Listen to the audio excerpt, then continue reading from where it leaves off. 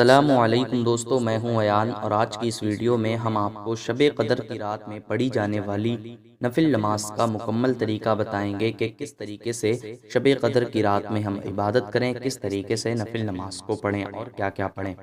تو ویسے تو شب قدر کی رات میں آپ کچھ بھی پڑھ سکتے ہیں، آپ جتنی چاہیں نفل نماز پڑھ سکتے ہیں، جتنا چاہیں درود پاک پڑھ سکتے ہیں، جتنی چاہیں قرآن شریف پڑھ سکتے ہیں، آپ جو چاہیں وہ پڑھ سکتے ہیں۔ پوری رات عبادت کی رات ہے،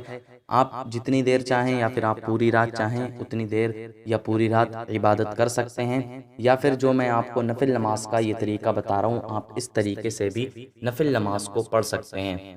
تو نفل نماز کی نیت آپ کو جو ہے اس طرح کرنی ہے، نیت کی میں نے 2 رکعت نماز نفل واسطے اللہ تعالیٰ کے، رات شب قدر کی، منہ میرا کعبہ شریف کی طرف، اللہ اکبر اللہ اکبر کہتے ہوئے آپ کو نیت باندھ لینی ہے، اور نیت باندھنے کے بعد آپ کو ایک مرتبہ ثنا یعنی سبحانک اللہم پورا پڑھنا ہے، اور پھر آپ کو ایک مرتبہ سورہ فاتحہ یعنی الحمد شریف کی سورہ پڑھنا ہے، اور پھر آپ کو 3 مرتبہ سورہ اخلاص یعنی قل هو اللہ شریف کی سورہ پڑھنی ہے۔ پھر آپ کو رکوع کرنا ہے، سجدہ کرنا ہے، اور پھر سجدے سے جب آپ دوسری رکعت میں کھڑے ہوں گے تب آپ کو ثنا نہیں پڑھنی ہے، تب آپ کو سب سے پہلے ایک مرتبہ سورہ فاتحہ یعنی الحمد شریف کی سورہ پڑھنی ہے، اور پھر آپ کو 3 مرتبہ سورہ اخلاص یعنی قل هو اللہ شریف کی سورہ پڑھ لینی ہے۔ اس کے بعد پھر آپ کو رکوع کرنا ہے، سجدہ کرنا ہے، اور سجدے کے بعد آپ کو قاعدے میں بیٹھ جانا ہے، اور پھر آپ کو اتحیات پڑھنی ہے۔